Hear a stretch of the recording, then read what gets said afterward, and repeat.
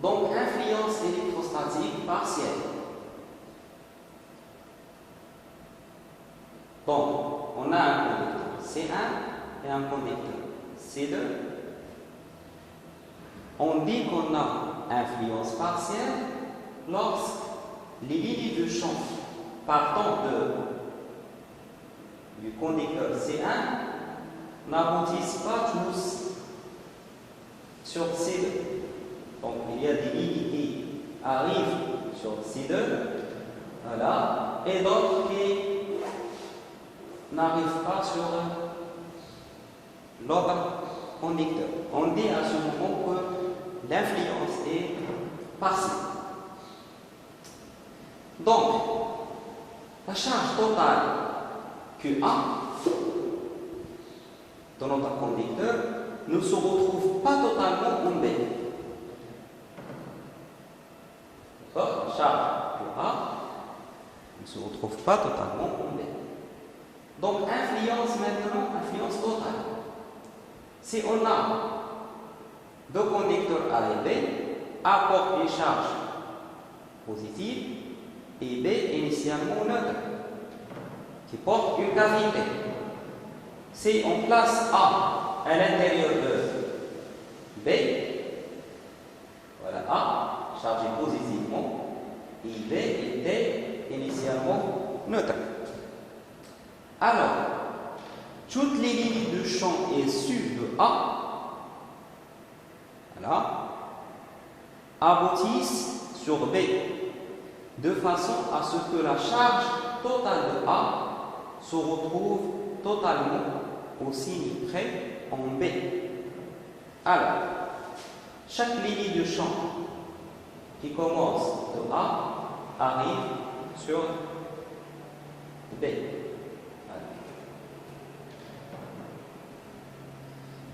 Donc, on trouve, ça c'est un tube de champ. Donc, la charge ici, d'après le théorème des éléments correspondants, est égale moins la charge qui va apparaître ici. Et même chose, ça avec ça avec ça. Donc, finalement, il apparaît une charge de signe opposé négatif ici, et la charge QB égale à moins QA. Donc QB intérieur égale à moins QA. Si on a influence totale. Et ceci d'après le théorème des éléments correspondants. Donc l'influence totale apparaît lorsque le conducteur influencé B entoure totalement le conducteur influençant A. Le conducteur B entoure le conducteur A. On a les cas suivants. Donc, il apparaît par influence totale une charge sur la face interne de B.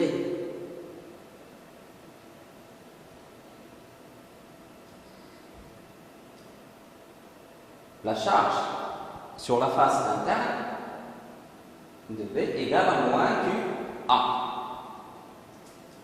Cependant, pour la charge sur la face extérieure de B, la charge dépend de sa charge initiale et de son état. Est-ce qu'il est isolé ou maintenu à un potentiel constant? Donc, on distingue trois cas. Donc, premier cas, B isolé et initialement neutre. Donc, la charge totale de B égale à 0, mais pas chargée initialement. Puisque la charge totale doit rester nulle, donc la charge se conserve pour un conducteur isolé, la loi de la conservation. Donc, il apparaît sur la face externe la charge QB extérieure égale à plus Q1. C'est pourquoi, parce qu'on a dit que sur la face interne, La charge, c'est QB intérieur égale à moins QA. Et il y a une charge QB extérieure. Initialement, le conducteur B était neutre. Ça veut dire que la charge est nulle. Après influence, le conducteur devient chargé. Mais sa charge totale doit rester aussi nulle, d'après la loi de la conservation. Donc, QB intérieur plus QB extérieur égale à 0. Donc, QB extérieur égale à moins QB intérieur. Donc, c'est moins QA, c'est plus QA. Parce que QB intérieur égale à moins Q. Deuxième cas, B isolé et porte initialement une charge Q'. Donc la loi de conservation aussi. La charge avant influence de B était QB intérieur plus QB extérieur égale à Q'. Elle doit rester aussi égale à Q' après influence. C'est la conservation de la charge. Parce que le conducteur B est isolé. Donc, puisqu'il apparaît ici une charge sur la face interne, toujours c'est moins QA, plus QB extérieur égale à Q'. Donc, QB extérieur, vous allez trouver qu'il est égal à QA plus Q'. Donc, maintenant, troisième cas, B est relié au sol. Donc, à ce moment, on trouve aucune charge sur la face externe. Il y a compensation des charges, on trouve que la charge de la face externe est égale à 0 si on relie le conducteur B au sol. Les condensateurs. Définition. Un condensateur, tout système de deux conducteurs une influence électrostatique totale ou quasi totale.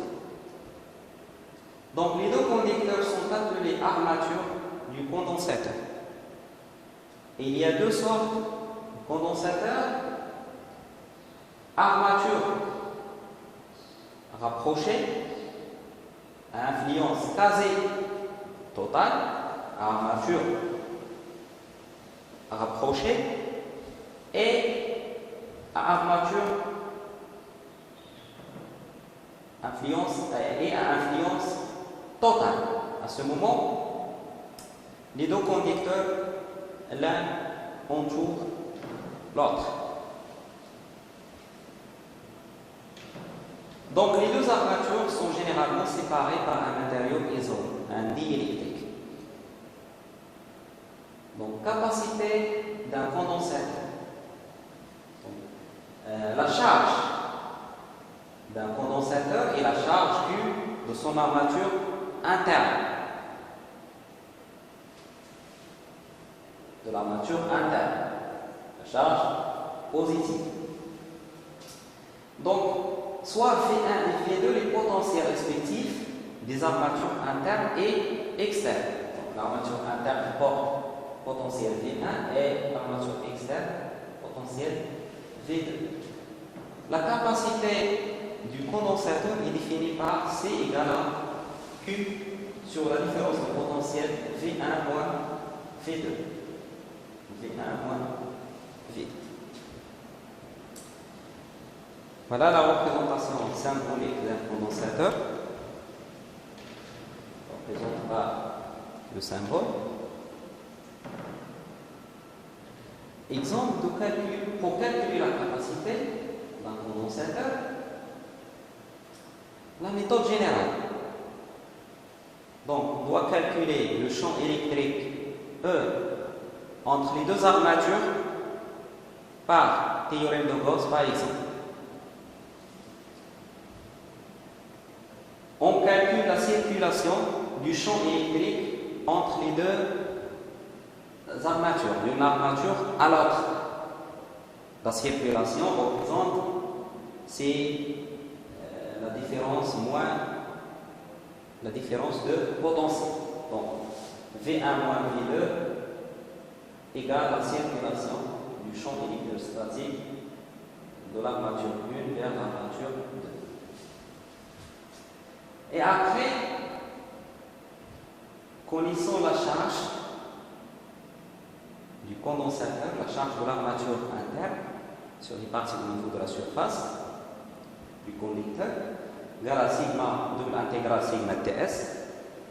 Donc, on calcule C, CQ sur V1 moins V2. Donc, on résume trois choses. On calcule le champ électrique entre les deux armatures par théorème de Gauss. On calcule la circulation que représente V1 moins V2, du champ électrostatique entre les deux armatures. Et on calcule la charge. Et finalement, le rapport Q sur V1 moins V2 représente la capacité X. Prenons un exemple, cas d'un condensateur sphérique. Donc, un condensateur sphérique est constitué de deux armatures sphériques de rayons de même centre O et de rayons respectifs R1 et R2. Voilà le premier conducteur sphérique de rayon R1, deuxième conducteur de rayon interne R2, séparé par un vide. Un vide, par exemple, ici. Donc, le champ entre les deux armatures, c'est-à-dire dans la région où petit r est entre R1 et R2, entre les deux armatures. En appliquant le théorème de Gauss, vous allez trouver que le champ électrique E est égal à Q sur 4πε0 R carré suivant le vecteur ER. Donc, le champ est calculé par théorème de Gauss. Tout simplement, vous allez choisir surface de Gauss entre les deux armatures qui passe par un point M entre les deux armatures, et la charge à l'intérieur de la surface de Gauss, c'est tout simplement la charge Q. Et le flux, c'est 4π R carré, et appliquant le théorème de Gauss, vous allez trouver ce champ électrique dans la région entre les deux armatures. On calcule après la circulation du champ électrique entre d'une armature à l'autre.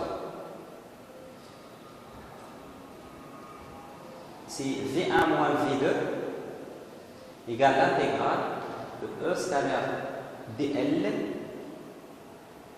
de 1 à 2. Ici, pour dl, en coordonnées sphériques, c'est dr ER plus r dθ plus dz EZ. Puisque le champ électrique est radial, suivant le vecteur ER, alors le produit scalaire du champ électrique E scalaire Eθ et Eφ est nul. Par conséquent, il ne reste que le produit scalaire du champ électrique scalaire dr suivant le vecteur ER. Bon, voilà, c'est Q sur 4πε0 R carré ER scalaire dr suivant ER, et vous allez trouver CQ sur 4πε0 1 sur R1 moins 1 sur R2. Les bornes sont R1 et R2. Donc, C c'est Q sur V1 moins V2. Je déplace V1 moins V2 ici, je déplace le tout ici sauf la charge Q. Je trouve que charge Q sur V1 moins V2 égale à 4πε0 fois l'inverse de 1 sur R1 moins 1 sur R2. Donc C égale à 4πε0 R1 R2 sur R2 moins R1. Donc l'énergie d'un condensateur. Pour un condensateur chargé, les charges sont réparties sur les surfaces des deux armatures. Donc l'énergie d'un condensateur égale la somme 1/2 sigma QI VI. La somme des énergies de chaque conducteur. Puisqu'on a deux conducteurs, donc 1/2 Q1 V1 plus 1/2 plus Q2 V2. 1/2 Q1 V1 plus Q2 V2. On a Q1 égale à moins, Q2 égale à plus Q, Donc je remplace Q1 par Q et Q2 par moins Q. Et on trouve, on a aussi C est égal à V1, Q sur V1 moins V2. Et 1 demi Q, je peux factoriser par Q, V1 moins V2.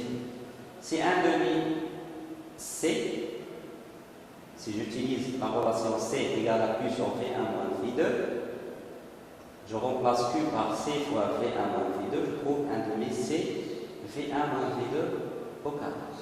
Si 1 demi Q au carré sur... Voilà. Voilà un exemple.